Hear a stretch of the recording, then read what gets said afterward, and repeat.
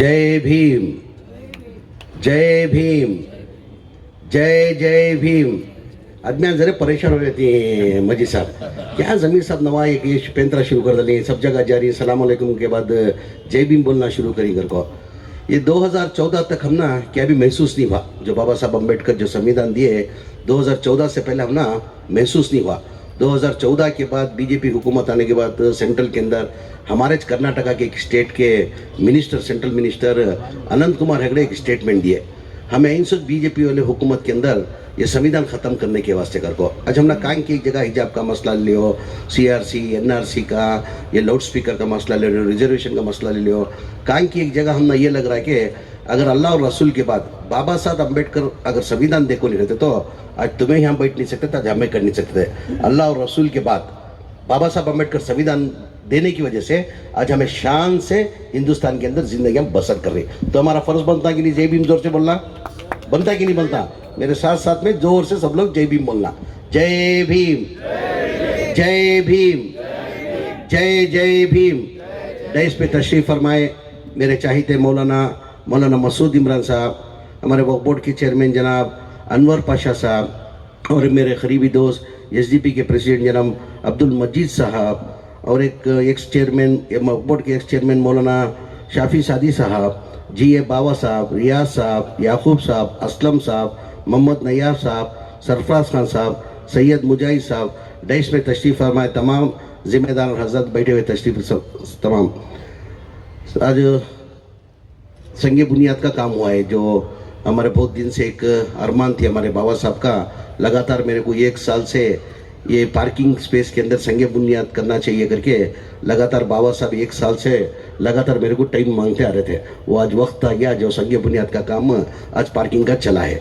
Parking वजह से इस वजह से अमीशा कॉम्प्लेक्स के अंदर पार्किंग का जो है बहुत डिमांड है इधर, कि पूरा ये कमर्शियल एरिया है मौलाना, ये कमर्शियल एरिया होने की वजह से और बहुत डिमांड था। ये सोच के जो बाबा साहब ने फैसला करके जो पार्किंग का जो किया है वो बहुत अच्छा काम है। इसके अंदर रेवेन्यू भी अच्छा जनरेट होती। अभी हाल ही के अंदर हमने 1,20,000 कुछ महीने को जो पार्किंग का छोटी सी पार्किंग के अंदर 1,20,000 रहा।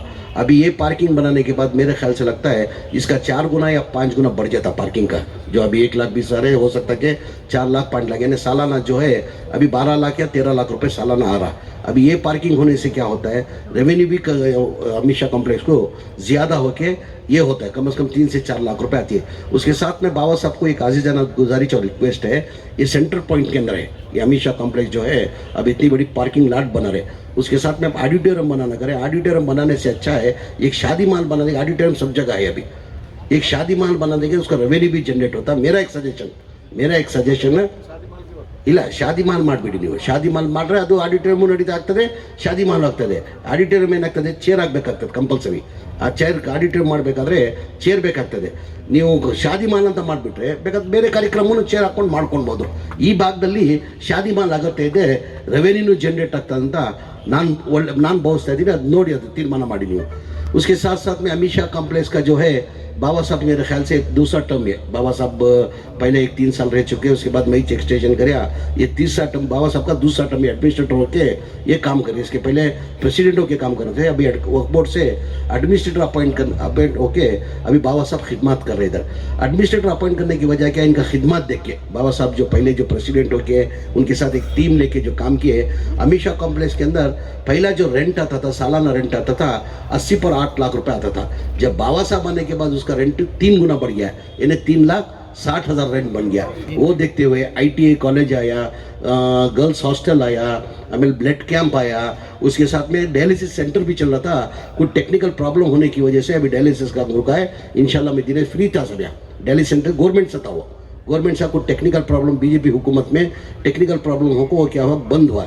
ऑलरेडी मैं दिनेश गुंडर से भी बात कर रहा हूँ, वो इंशाल्लाह हम तुम मिल के बात करके वो डायलिसिस सेंटर ओपन करने से क्या होता है, बहुत से गरीब को फ़ायदा होता है। खासकर मेरे हल्के के अंदर चामराजपेट हल्के के बहुत से पेशेंट आते थे बोलना फ्री डायलिसिस सेंटर, मतलब आज एक डायलिसिस कराना बोले तो 1300-1400 मिनिमम होता, तो एक गरीब को एक फ़ायदा होता है वो डायलिसिस सेंटर कराना। इंशाल्लाह मैं करा तो कर कहते हुए बाबा साहब की जैसा अभी वक्फ बोर्ड का अल्लाह मियाँ ने मेरे को मौका दे के वक्फ बोर्ड का मिनिस्टर बनाया गया। वक्फ बोर्ड के चेयरमैन भी इधर बैठे। वक्फ बोर्ड का चेयरमैन और मेंबर्स का भरपूर मेरे से साथ होने की वजह से हर जगह हमें वफ़ अदालत कर को कर लेकारी मजीद साहब तुमने भी मालूम रहेगा वफ़ अदालत कर को कर लेकारी जहाँ जहाँ वफ़ अदालत हमें कर लेकारी मौलाना वहाँ सक्सीड हो रहा। पहले अभी ट्रेल बेसिक के अंदर एक वफ़ अदालत करे बेलगाम के अंदर हमारे जो मसले थे 10-15 साल से वो एक वफ़ अदालत बेलगाम में करने की वजह से क्या हो गए 70% वो मसले हल हुए। वो हल होने की वजह से क्या करें ये वफ़ अदालत करने से हमने एक फ़ायदा होता अगर को हमें क्या करें पूरे स्टेट के अंदर पूरे वफ़ अदालत कर ले को 9 स्टेट हमें कंप्लीट करें। हाल ही के अंदर हुबली धारवाड़ बेलगाम गदग कारवार कर को बाद में परसों यादगिरी गुलबर्गा करे मौलाना। एक छोटी सी मिसाल अब बिदर के अंदर टोटल हमारे हक पत्र जो थे कम से कम एक 15 साल से मजीद भाई हक पत्र बहुत सालों से पेंडिंग थे। बहुत सालों से हक पत्र पेंडिंग थे। वो हमें जैसा वफ़ अदालत कर को अनाउंस करे जैसा वफ़ अदालत अनाउंस करें क्या कर देने रेवेन्यू डिपार्टमेंट वाले 60% खाते दे दले हमने रेडी कर ली।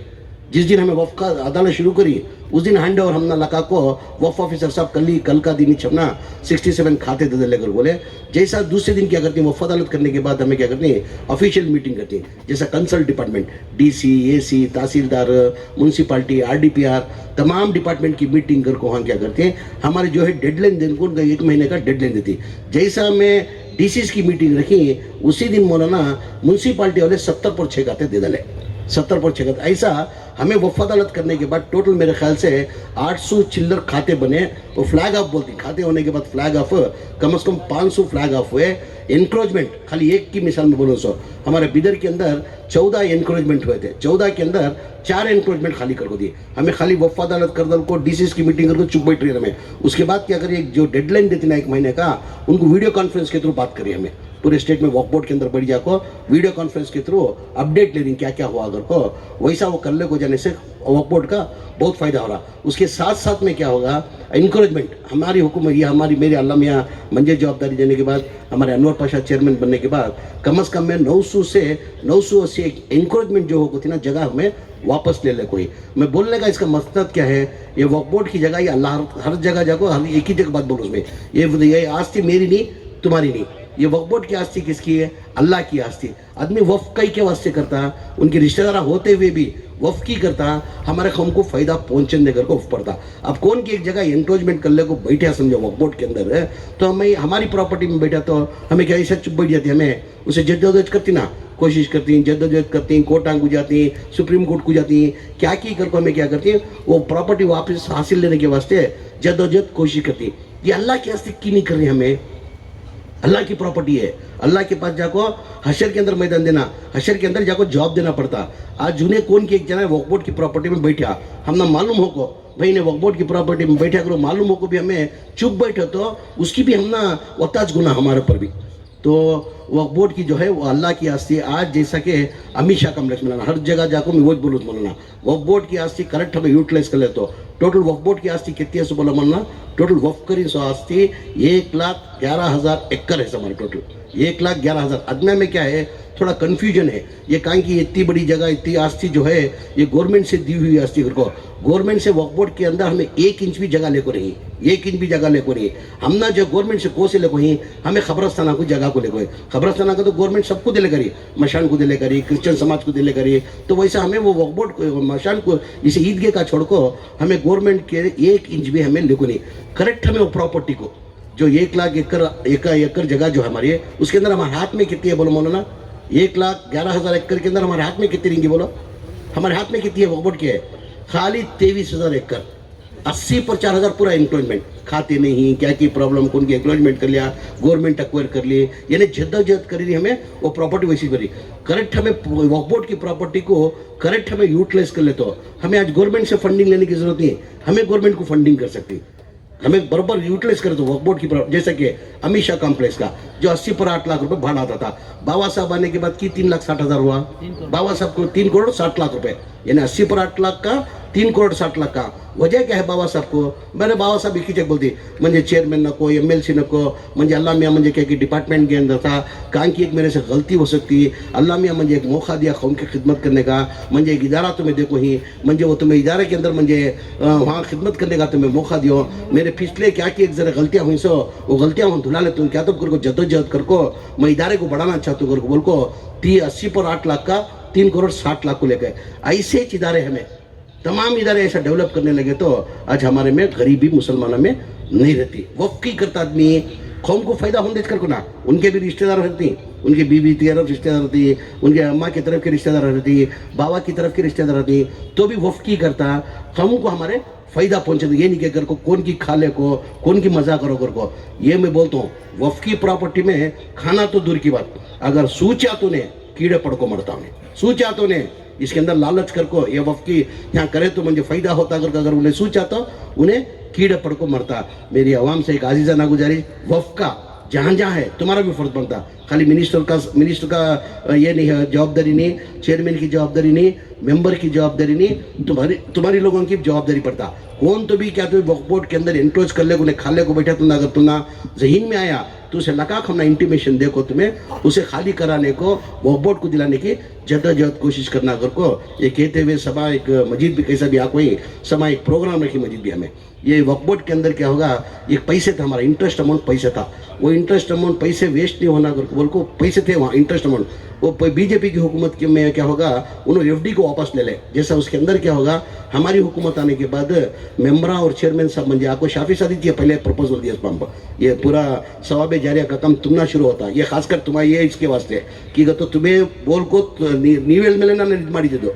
वो बीजेपी हुकूमत के अंदर एफडी को चलेगा था सब पैसा वो 40 पर 7 करोड़ रुपए, जैसा शाफी साहब सब बात बोले वो पैसा एफडी से चलेगा वापस ले को हमें ये कॉलेज जाने से हमें आइडेंटिफाई कर को हिंकर को बोल को ये कॉलेज जाने तो बेहतर रहता कर को बोल को इनो इतला देने की वजह से वो पैसे क्या करे एफडी से वापस ले हमें क्या करे ये पैसे वेस्ट नहीं होना कि तो बीच में जो हिजाब का मसला हुआ था हमें कितना सफ़र हुए वो मालूम है, हमारे भाई को बच्चे कितने हमारे ये जी तालीम के अंदर खासकर भाई को बच्चे पढ़ना मुश्किल है। कॉलेज में जाको SLC तक कैसा भी पढ़ लेती, आगे जाकर कॉलेज को बाहर जाकर पढ़ना को तो बहुत मुश्किल होते हुए वो सोच को हमें क्या करें एक शुरुआत में क्या करेंगे 15 डिस्ट्रिक्ट के अंदर एक हमारी कर को PU कॉलेजेस डालेंगे कर को 15 कॉलेजेस आइडेंटिफाई कर को कैबिनेट में अप्रूव कर को वो संघीय बुनियाद का काम 40 पर 7 करोड़ का पहला साल वो समाज शुरू करे। मेहरबानी से तुम्हें जिम्मेदार सब समाज हज के के अंदर आना। उसके साथ में क्या करें साहब वक्फ बोर्ड से हमें पहली बार ये एम्बुलेंस अंदर ये एम्बुलेंस है क्या हर डिस्ट्रिक्ट के अंदर मस्जिद भी देखो ही ये तमाम जिम्मेदारों को मालूम है एम्बुलेंस हर जगह एम्बुलेंस है, एम्बुलेंस काम भी नहीं है कर को नहीं यानी। और ये हमें जो दे रही एम्बुलेंस हो ये मामूली एम्बुलेंस नहीं है, उसके अंदर ICU वेंटिलेटर यानी हर चीज़ की सहूलत है। अल्लाह बचाने वाला मारने वाले से बचाने वाला बड़ा कहते ना वो अल्लाह बचाने वाला। अब बहुत सी जगह क्या होता अर्जेंट पेशेंट को कहाँ तो ले को जाना अगर बोले को तो ढंग के काम भी कोसे डिस्ट्रिक्ट के अंदर एम्बुलेंसेस नहीं थे। ये बार हमारी मेरे VDP के अमाउंट के अंदर मेरे अमाउंट के अंदर ये बार क्या करें शुरुआत कर को पूरे 30 डिस्ट्रिक्ट को भी एक डिस्ट्रिक्ट को एक एम्बुलेंस देना कर को वो एम्बुलेंस 30 पर 9 लाख पड़ती मरीज में 30 पर 9 लाख रुपए वो एम्बुलेंस पड़ती है। ये बार सभा उसकी वो इनाग्रेशन कर को वो सब पूरे डिस्ट्रिक्ट का को एक एम्बुलेंस दे रही और फ्रीजर भी दे रही उसके साथ में पूरे तालुका को फ्रीजर पहली बार ये शुरू करी सो इन्हें शुरुआत कर को ही इंशाल्लाह तालुक वर्क करते जाएंगे। ये पहली बार शुरू कर को एम्बुलेंस है 30 देखो 30 के अंदर क्या हुआ 30 पर 9 लाख रुपए हुआ। जैसे एम्बुलेंस का ऑर्डर दिए वो कंपनी वाले हमारे पास अप्रोच हुए सब तुम्हें 30 एम्बुलेंस का ये देखो ये प्रपोजल देखो हिंद में उसके अंदर इतना पैसा तुम्हारा कमीशन कर को आता कर बोल को हमने भी चेयरमैन साहब का आपको 90 लाख रुपए कमीशन प्रपोज करे हमने आपको ये 90 लाख रुपए जो रेगुलर जो हमें कमीशन देती हो तुमने कमीशन आता कर को प्रपोज करे नहीं भाई वो बोर्ड के पैसे उसके अंदर हराम हमना पैसे है एक्स्ट्रा एम्बुलेंस हम देखो हमें 2 या 3 एम्बुलेंस कोई एक्स्ट्रा ले रही उसके साथ में हमें क्या करें फ्रीजर के वास्ते तो बहुत सी जगह क्या मोता रखने के वास्ते क्या होता खेड़े गाँव में क्या होता फ्रीजर कर को नहीं रहता मानना। आपको उनकी बच्चा बाहर रहता बम्बई में रहता कि बेरिन में दुबई में इधर उधर बाहर रहती वो मोता रखना को तो एक दिन के वास्ते मोता रखना को तो उनके पास फ्रीजर का इंतजाम नहीं होता। ये साल क्या करें हमें पूरे तालुका 224 कॉन्स्टिट्यूंसी जगह पे ये बार फ्रीजर देना कर तय कर क्या करी एक फ्रीजर भी दे को शुरुआत करी और मदरसे आइडेंटिफाई करी हमें सब वो भी सभा वो उसका भी एक फंक्शन है। हमें चंद मदरसे पहली बार ये बजट में ले लगा को हमारे बच्चे क्या ही खाली मदरसे के अंदर दीनी तालीम हासिल करें दुनियाई तालीम हासिल नहीं करनी वैसे बच्चों को हमें चंद मदरसे आइडेंटिफाई करी 5000 बच्चों को आइडेंटिफाई कर को हमें SLC का एग्जाम उनको बिठा को एक्सेल से एग्जाम पास कराने की जवाबदारी हमें डिपार्टमेंट से ले लगाई। वो सभा का प्रोग्राम है मेहरबानी कर को वो सब प्रोग्राम को आना तुम्हें दुआ करना सो तुम्हें प्रोग्राम देने आना वो दुआ करना कर कोई गुजारिश करते हुए बाबा साहब को दिल की गहराई से एज ए मिनिस्टर नहीं ಭವನ ಕೇಳಿಸ್ತಾ ಇದ್ದೀರಾ? ಆಸ್ ಎ ಮಿನಿಸ್ಟರ್ ಆಗಿ ನೀವು ಧನ್ಯವಾದಗಳು ಸಲ್ಲಿಸ್ತಾ ಇಲ್ಲ, ಆಸ್ ಎ ಮನುಷ್ಯ ಆಗಿ ನಿಮ್ಮ ಕಾರ್ಯಕ್ರಮ ನೀವು ಕೊಡ್ತಾ ಇರೋದು ಒಳ್ಳೆಯ ಇದಕ್ಕೆ ನಾನು ಹೃದಯದಿಂದ ನಿಮಗೆ ಧನ್ಯವಾದ ಸಲ್ಲಿಸ್ತೀನಿ. ನಿಮ್ಮಲ್ಲಿ ನಾನು ಅವಾಗಿಂದ ನೋಡ್ತಾ ಇದ್ದೀನಿ. ನಿಮಗೆ ನೀವು ಅವತ್ತಿಂದ ಏನು ಹೇಳ್ತಾ ಸರ್, ನಾನು ಪೊಲೀಸ್ ಡಿಪಾರ್ಟ್ಮೆಂಟಲ್ಲಿ 33 ವರ್ಷ ಸೇವೆಯನ್ನು ಮಾಡಿದ್ದೀನಿ. ನನಗೆ ಈಗ ಒಂದು ಅವಕಾಶ ಕೊಟ್ಟಿದೆ, ನಾನು ಬೇರೆ ಏನೂ ಬೇಕಾಗಿಲ್ಲ, ಅಮಿತ್ ಶಾದಲ್ಲಿ ನಾನು ಸೇವೆ ಮಾಡೋಕ್ಕೆ ಅವಕಾಶ ಮಾಡಿಕೊಡಿ ಅಂತ ಭಾಳ ಸತಿ ಕೇಳ್ಬೋದು. ಅದಕ್ಕೆ ನೀವು ಅದಿದೆ ಏನಕ್ಕಂದ್ರೆ ನಿಮ್ಗಿಂತ ಮುಂಚೆ ಅದು ಎಲ್ಲರಿಗೂ ಗೊತ್ತಿರೋದು ವಿಚಾರ. 88 ಲಕ್ಷ ಬರ್ತಾ ಇದ್ದಿದೆ. ತಾವು ಬಂದಾದ್ಮೇಲೆ 3,60,000 ಹೋಯ್ತು. ಅದಾದ್ಮೇಲೆ ITI ಕಾಲೇಜ್ ಬಂತು, ಗರ್ಲ್ಸ್ ಹಾಸ್ಟೆಲ್ ಬಂತು, ಬ್ಲಡ್ ಕ್ಯಾಂಪ್ ಬಂತು, ಡಯಾಲಿಸಿಸ್ ಸೆಂಟರ್ ಬಂತು. ಯಾರು ಅದೇ ಹೇಳ್ತು ಉದಾಹರಣೆ ಕೊಟ್ಟೆ ನಾನು. ನಿಮ್ಗೆ ಉರ್ದು ಅರ್ಥ ಆಯ್ತು ಗೊತ್ತಿಲ್ಲ. ನಿಮ್ಮಂಗೆ ಎಲ್ಲ ಇದಾರೆಗಳು ಈ ತರ ನಿಮ್ಮ ಭಾವನ ಮಾಡೋದಂಗೆ ಬೇರೆಯವ್ರು ಮಾಡಿದ್ರೆ ಎಲ್ಲೋ ಹೊಟ್ಟೋಗ್ಬಿಡ್ತದೆ. ನಿಮ್ಗೆ ಇನ್ನ ಭಗವಂತ ಅಲ್ಲ ನಿಮ್ಗೆ ಹೆಚ್ಚಿನ ಶಕ್ತಿ ಕೊಡಿ, ಸೇವೆ ಮಾಡೋ ಶಕ್ತಿ ಕೊಡಲಿ. ನಾನು ದಿನೇಶ್ ಗುಂಡೂರು ಬಂದು ನಿಮ್ಗೆ ಇನ್ನೊಂದು ಆಸೆ ಇದೆ. ಆ ಆಸೆ ನಾನು ಡಯಾಲಿಸಿಸ್ ಸೆಂಟರ್ ಅದು ಮಾಡ್ತೀನಿ ಅಂತ ಹೇಳ್ತಾ ಮೇರಿ ಬಾತ್ ಖತಮ್. ಅಸ್ಸಲಾಮು ಅಲೈಕುಂ. ಅಲ್ಲಾಹ್.